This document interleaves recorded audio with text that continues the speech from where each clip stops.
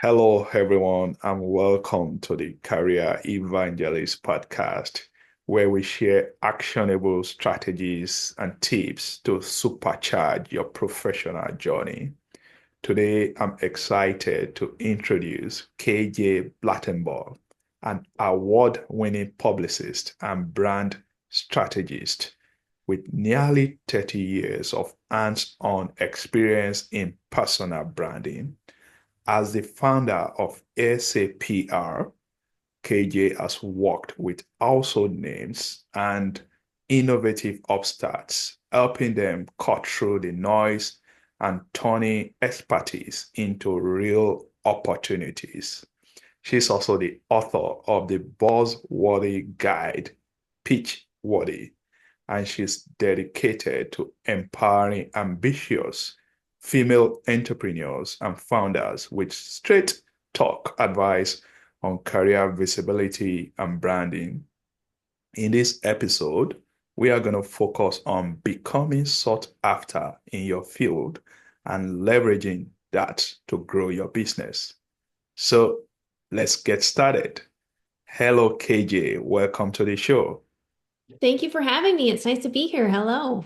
I'm happy to have you here, and it's all about branding with you. My listeners, they want to know how to do branding. So we are going to go straight into it. Can you share with us your journey into PR and how it's shaped your view on career visibility? Sure. My journey into PR was when I was growing up, I didn't even know PR was a thing. It's definitely wasn't a thing that it was now. I was raised before the internet was popular. I started my career before the internet was even a thing. Like computers were just coming out. It was cool if you had one. And so I think it's been great to see how it's transformed. But I started my career because I wanted to help people tell their stories. Originally thought I wanted to be a lawyer. Turns out I'm terrible at arguing, but I love and I love getting to know people and I love hearing about them. So I went from a kid whose report card always said, "Oh, KJ talks too much, talks too much, talks too much. Probably be a better student if she could listen a little bit." And so I really turned my career for talking too much into sharing other people's stories. I think that there is so many cool reasons for why people go into business, why they do what they do, why they launch products or services or open up a restaurant. And public relations is an excellent way to share that with the world. Okay. So when you talk about public relation Mhm. and for people to get out their stories, what are some maybe step-by-step guide that you want to share with us so that my listeners they will know how to start positioning themselves so that they will get the right branding that they want for themselves? Right. Well, public relations at its root, which I'm sure all of your listeners know, is it's teaching people the right way to think and talk and speak about your brand, your business, your product, or your service when you're not in the room. So the first thing to do is to get your house in order. Your website, your social media profiles, any third-party sites where your bio might appear or your service or products might appear. Make sure the imagery is all the same across the board. But also more importantly, make sure the messaging is the same across the board. You don't want someone to Google you to verify you're the expert in this or you're the best product for this and have it be, say one thing on your website, have it be focused on spring sales in the middle of winter on your social media, have links not be working, have there be a bunch of typos. You want people to land anywhere when they Google you and find the same consistent messaging, the same imagery. I call it keeping your foundation in order. It's the quickest way to build trust. It's also the quickest way to lose trust if they Google you and something's broken, something doesn't work. So get your foundation in order. That's step one. The second thing I would ask everyone to do is get really clear on what your goal is. Why did you go into this profession? What do you want to be known for? Once you know what that goal is, you know you're going to only be speaking to one target audience. So decide your goal, then decide who's that target audience that's going to help you reach that goal. Anywhere else you need to be, is only where that target audience is. If my target audience is busy entrepreneurs that only have time to listen to podcasts, all of my public relations efforts, all of my energy, everything is going to be pitching and promoting, appearing on podcasts. I'm not going to worry about TV. I'm not going to worry about magazines. My entrepreneurs aren't there. I'm going to go where my people are and only speak to them. Would I like to be on the cover of Forbes? Yes, my ego would love that. Is it going to move my business forward? No, because again, my audience is only listening to podcasts. I need to show up there. So the second thing would be to get very clear on your goal and the audience you need to reach that goal, and then only appear where that audience is. The third thing is to make a list of the top 10 or 12 questions people ask you all the time about your product or service, because that's what your customers want to know. And that is going to be database gold for content creation. Anything you post on social media, any questions you answer on your website, anything you pitch to the media will come from those 10 or 12 questions. You truly don't need more content than that, than answering those questions over and over again in language your clients can understand. Not jargon, not industry language, not fluffy words so you look really important and smart. Actual simple language that even like my grandmother could understand what you do or what you're offering. That would be the third thing. Those are the 3 steps I would tell people to get started. So thank you, KJ. That is very clear. You are telling us get a foundation in order.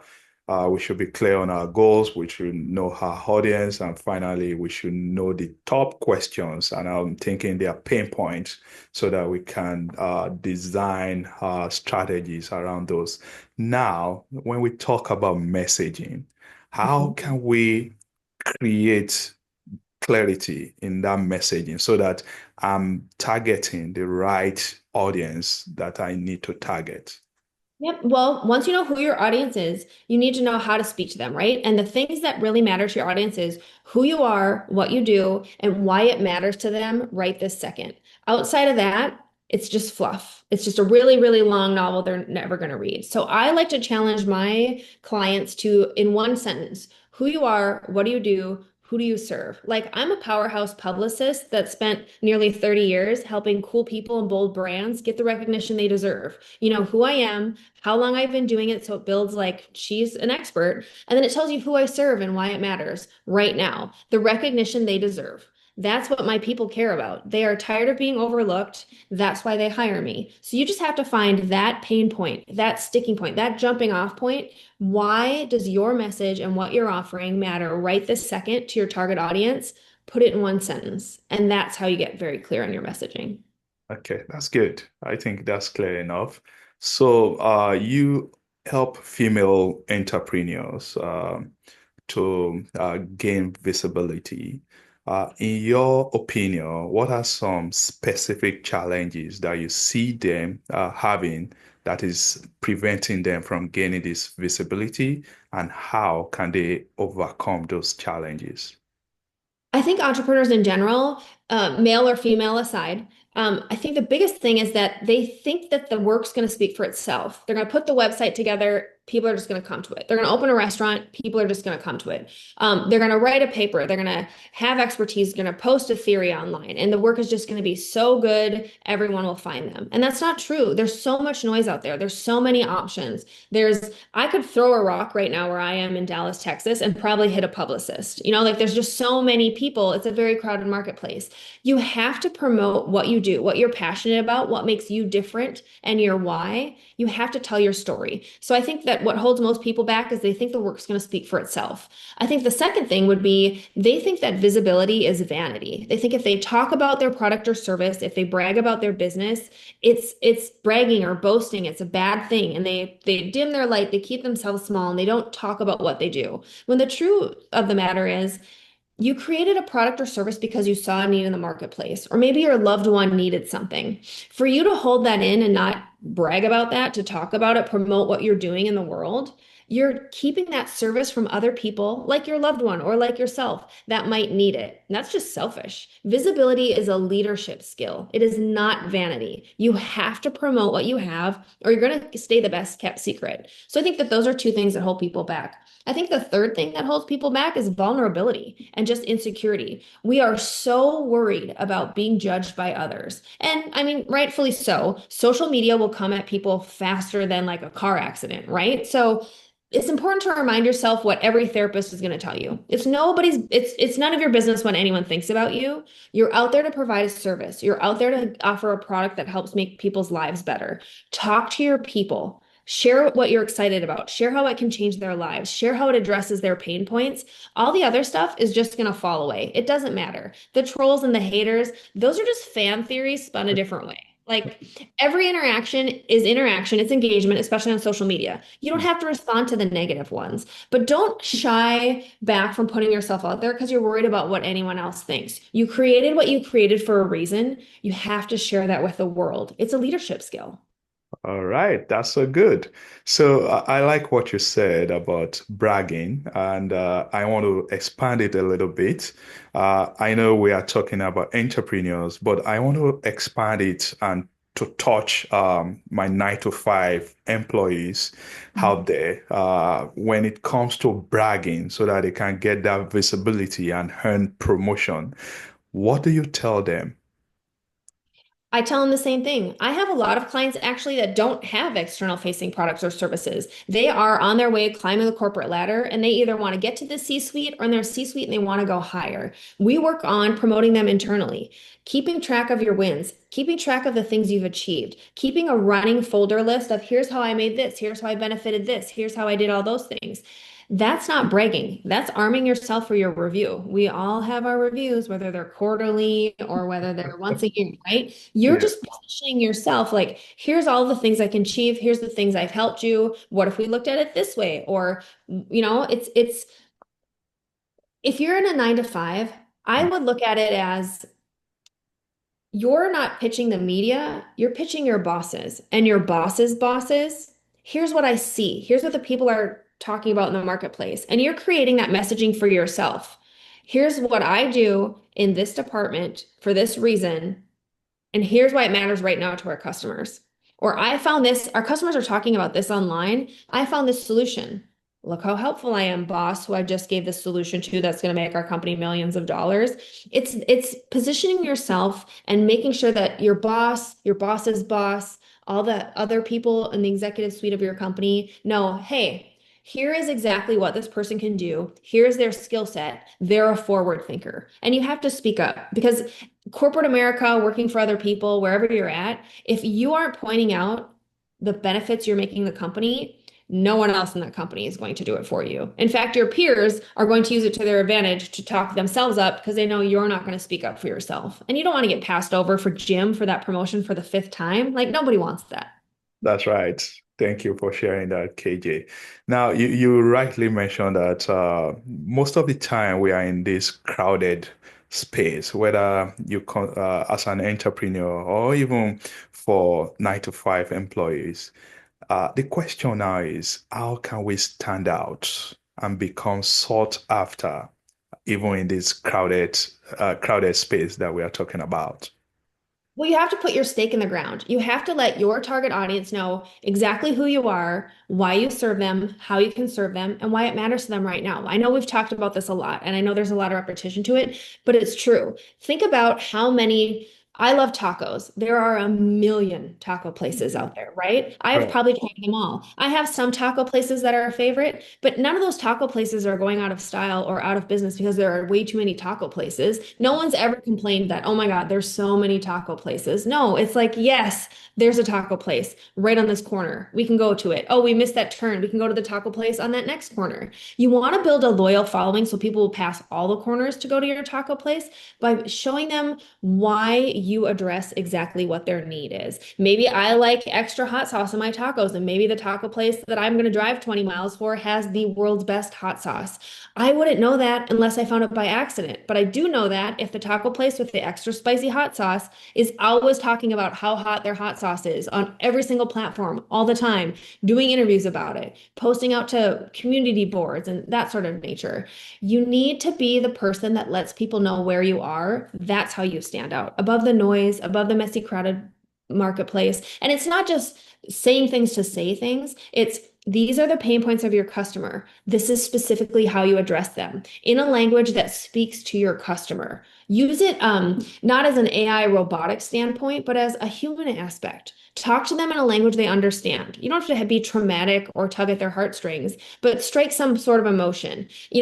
Tax season's coming up. If you're an accountant, all people want is relief. Like they just want to know their taxes are done correctly and that if they can hand it off to an expert and then they never have to think about it again, Mhm. play into emotions like that and you'll stand out in the marketplace, no problem. That's so good. I love tacos too, by the way. So, I want to hear some real life examples of maybe people or businesses that you have helped, maybe a client that you help in a way that now help them to grow their business uh, in some ways. So, can you share that with us? I have a great example right now, just found out this week. I have a client who is a thought leader, wants to become known as more of a thought leader, wants to go on a speaking tour, currently has a podcast. Podcast is in its infancy. It's only in the first couple months, less than a year of having episodes. It's definitely not a top 1% podcast, but it has the chance to do it. We just need to grow his persona. We just need more people to know about him, know about his podcast.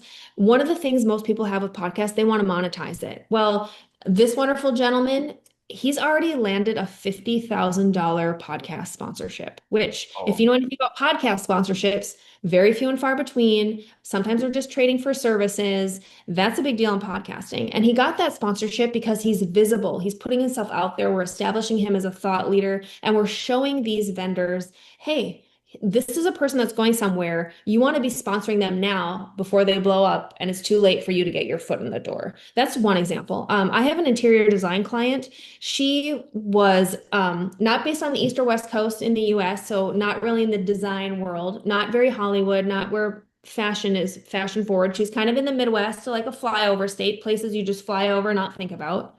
She wasn't even getting coverage locally. Working together, we got her some coverage locally, but we got her one or two national publications within like the first couple weeks of working together. By the end of that first month, her wait list had gone from non-existent to 6 months where clients had to wait. wow. From there, she was able to double her rates. Then the wait list went to 12 months. Now it's at a 2-year wait list. She's added 4 designers and she's probably charging 6 times what she was originally charging, and people are still lining up. And that's the power of having, it's one thing if your publicist says you're great. It's one thing if you say you're great. But if reputable media outlets say you're the expert or you're the next hottest thing in this, or everyone has to try your product, people listen to those borrowed lanes. They listen to those third-party seal of approvals, and that's why you want to be there. Plus, when you're using those borrowed lanes, the media, local TV, local newspapers, podcasts, it's free to appear on them. You're not wasting advertising dollars. You're not throwing tons of money at Meta hoping someone helps make you go viral. You're not spending on digital ads or clicks or any of that. Public relations is literally sending an email, picking up the phone, interacting with people on a human basis and telling them, here's who I am, here's what I do, here's why it matters right now for your audience. Let's get together and educate them. Uh, so good. I like that. And I appreciate your passion, KJ. Now we've been talking about how to build a brand. And there are cases when people may be dealing with negative publicity. Now, I want to hear from you. How can someone recover from this negative PR setback so that they can, grow their business or get their promotion, as the case may be? Well, I think first of all, it's taking a step back, right? I think when anyone comes at us in a negative fashion, it's human nature to get defensive and be like, no, you're wrong, or no, and argue. But there's an old saying that says when you argue with someone, especially online, when you argue with an idiot, especially online, then it's just two Yeah. idiots, right? Because then you become an idiot going back and forth with this person. I am from a very small town, and I learned very early on that people are going to talk about you no matter what. You want to have the people around you that want to be around you. You want to repel the people that are never going to benefit from being around you, right? The people who are never going to buy your services are never going to support you. You want to repel those people. The sign that you have someone negatively coming into your space, a hater, if you will, on social media, shows that you're striking a nerve. You're speaking to the right people, but also that you're getting somewhere with your messaging. People are picking up on it. So first of all, if someone you have negative something, you should pat yourself on the back. You're doing something right. You're getting attention, you're getting noticed. It might not be for the reason you want, but you're starting to get noticed. And you don't get noticed negatively until you've been first noticed positively. So pat yourself on the back. You've done something. You're visible. That's fantastic. The second thing is to look at it from someone else's point of view. And if you can't look at it from someone else's point of view, it's to ask a trusted friend and be like, is this something I really need to worry about? Is this something that even needs to be addressing? I don't punch down. When someone has little comments about anything about me on social media, they have their snide remarks, they want me to go eat a cheeseburger, who knows what it is? I don't respond to those people. I don't even bother to delete it. A comment on social media is engagement, whether it's good or bad. I don't have to respond to it. I don't have to keep it there if it really is bothering me, but they've engaged. Meta's recorded that engagement. You can delete it if you want to. You don't have to respond to them. I don't respond to them unless it is something that's going to damage your business. And then at that point, you might want to think about getting lawyers involved. You don't need to go back and forth if you can send a cease and desist. Or if it's something they've said that's worse, a lawyer can just go right after them, right? That's the power of being in business. You don't have to put up with people's shenanigans. If it's just a commentary of fluff from a keyboard warrior in their mom's basement, go on your day. If it's a negative, like if you're a restaurant, it's a negative Yelp review, I would respond on there and maybe correct the situation, be like, hey, this is actually what happened. We tried to talk to you. Sorry it didn't work out. I don't even know if I'd waste the time to do it. You can't really argue with an idiot. Or if it's someone that had a horrible experience and they're ranting for pages, reach out in the Yelp review and say, I'm sorry you've had an unpleasant experience. Please reach me here so that we can try and make it right. There's two sides to every story. If someone's going to go put a negative review out there or go celebrate their negativity, there's probably more to the story that has nothing to do with you. And so, again, my first rule of advice is cool, got people's attention. Second thing, is this worth a response? Does this really matter? And so if it's not going to matter 5 minutes from now, it's not worth 5 seconds of my time worrying about it. Absolutely. So you have a book, Pitchworthy. So what are some key lessons that you want to share with my listeners about how to craft pitches that get results? Well, I do. I have a book. Thank you for mentioning it. We've talked a lot about some of the things that appear in the book already. I think a pitch that's going to get a result for you. It's going to, again, cover who you are, what you do, and why you matter to the reporter's audience right this second. And it's going to be brief. 5 sentences max, not paragraphs, not your whole bio, not the huge job description, not the product description, not all the specs of things. Who you are, what you do, why it matters right this second to their audience. And then you're going to send it to them. Just email it to an editor, email it to a reporter, email it to your contact. You're going to wait 5 to 7 days. If they haven't responded, I forward it on. I change the FW into follow up in the subject line, and then I have one sentence. Hello, whatever their name is. Following up on below, here's one more fact why I think it would apply to your audience right now and you should cover it. Let's get connected to make it happen. Easy. If I don't hear back from them in another 3 to 7 days, I'm going to follow up a third time. Same thing, new fact, same angle. If I don't hear from them after that third time, which is very rare, you're not going to hear from them at the third time. They're maybe going to tell you no. They're going to maybe tell you the angle doesn't work right now. They're going to maybe redirect you to a peer who could cover it, something like that. If you hear absolutely nothing, cricket silence, then that tells me all of those things. Maybe I had the wrong person. Maybe I had the wrong angle. Maybe it's not the right timing. I take a beat, maybe a week. I think of a different angle. I do the whole thing over again. And that's how you get pitches. That's how you get media. So good. So KJ, what's your advice for building a community around your expertise in order to sustain long-term growth? Because at the end of the day, that's what we want to do. So how can we create community around our idea? I think if you're excited about what you do and you share it with people and you come from a place of service, like, hey, here's what I make, here's what I do, here's how I can help you, you're going to find the people. You're going to build the community. They're going to show up. They're going to want to support you. Well, most importantly, they're going to want you to fix whatever their pain point is, and then they're going to be loyal. If you come from a place of service and you very clearly communicate how you can help others, the right others are going to find you, and they're going to stay and stay and stay. Very good. Now, finally, as we are wrapping it, KJ, we have come to what I call our rapid fire questions. Okay. So, KJ, what's your number one quick tip for nailing a media pitch?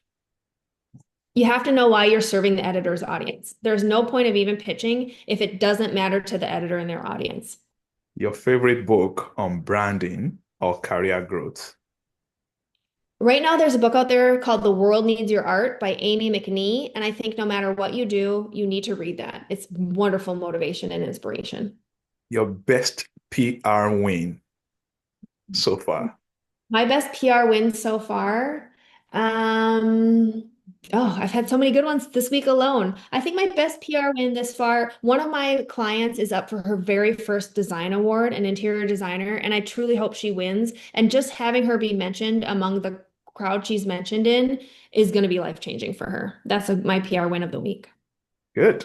What's one habit that you think has helped you to with your own career visibility? One time someone told me I could be anything I wanted to be, and I took that to heart. And so anytime I set a goal, I know that I'm going to achieve it because one time someone told me I can be anything I wanted to be. So my habit is delusion and audacity. I think great personality trait someone should have. I like audacity. So if you could give yourself, your younger self, one piece of PR advice, what would it be? Don't dim your light for anyone. You have an amazing story, you have amazing skills, and you're going to help a ton of people. But you can't do that if you stay hidden and you don't share your message or your gift with other people. Do not dim your light for others. Do not dim your light for others. KJ, where can my listeners find you so that they can continue to enjoy this PR conversation with you? You can find me on my website, Hearsay PR, that's HEARSAYPR.com, or on Instagram at KJ Blattenbauer. That's KJBLATTENBAUER. So good. Thank you very much for joining us on the Career Evangelist Podcast. I enjoyed this conversation. I'm sure my listeners, they will find it beneficial as well. Thank you for coming. Thank you.